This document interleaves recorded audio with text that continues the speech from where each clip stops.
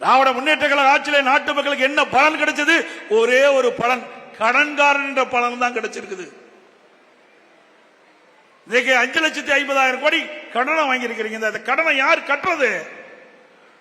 இங்க இருக்கின்ற ஏழை மக்கள் மீது வரி போட்டு தானே அந்த பணத்தை வசூல் பண்ண முடியும்.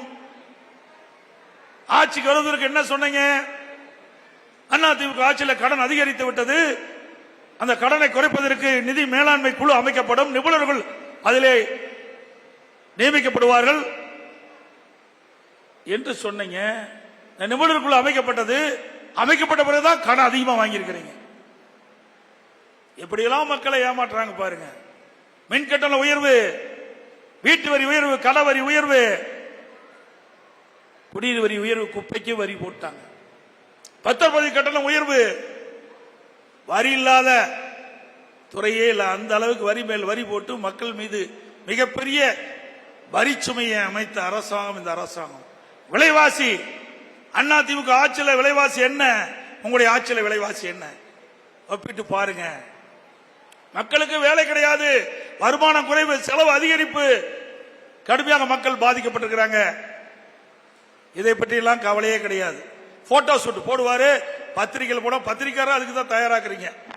தினம் ஒரு அறிவிப்பு, எந்த அறிவிப்பாவது மக்களுக்கு தெரியுமா? இதுல போய் பேட்டி கேளுங்க. நான் இங்கேயே இருக்கிறேன், போய் ஒரு ஏதோ பேர் சொல்றாரு திரு ஸ்டாலின், நிறைய பெயர் சொல்றாரு. அந்த பெயரை இங்க இருக்கிற தாய்மார் இருக்கிறாங்க, நிர்வாகிகள் இருக்கிறாங்க, பொதுமக்கள் தான் எல்லாம் வந்திருக்கிறாங்க மாற்று கட்சியில இருந்து. அதுல போய் கேளுங்க, இப்படி ஸ்டாலின் அறிவிச்சிருக்காரு, இந்த திட்டம் உங்களுக்கு தெரியுமா, இந்த திட்டத்தினால உங்களுக்கு நன்மை கிடைச்சிருக்கமான்னு சொல்லுங்க பார்க்கலாம்.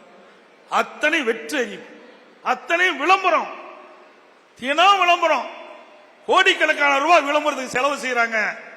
அத்தனையும் உங்களுடைய வரி பணம். சிந்திச்சு பாருங்க. இப்படிப்பட்ட அரசாங்கம் தான் இன்றைக்கு ஆண்டு கொண்டிருக்கின்றது. இன்றைக்கு குடும்ப ஆட்சி, வாரிசு அரசியல் திராவிட முன்னேற்ற கழகம். திரு கருணாநிதிக்கு பிறகு திரு ஸ்டாலின், ஸ்டாலின் பிறகு உதயநிதி வருவதற்கு எவ்வளவு முயற்சி பண்றாங்க, ஒருபோது நடக்காது. இந்த தேர்தலோட இறுதி தேர்தல் திராவிட முன்னேற்ற கழகத்துக்கு, திராவிட முன்னேற்ற கூட்டணிக்கு என்பதை நேரத்தில் தெரிவித்து, நான் இந்த மாவட்டத்தை சார்ந்தவன், இங்க இருக்கின்ற பெரும்பாலானவர் நேரடியாக எனக்கு தெரியும். 1989 நான் சட்டமன்ற உறுப்பினராக இந்த மாவட்ட மக்களால் எடப்பாடி தொகுதியை நான் வெற்றி பெற்றேன்.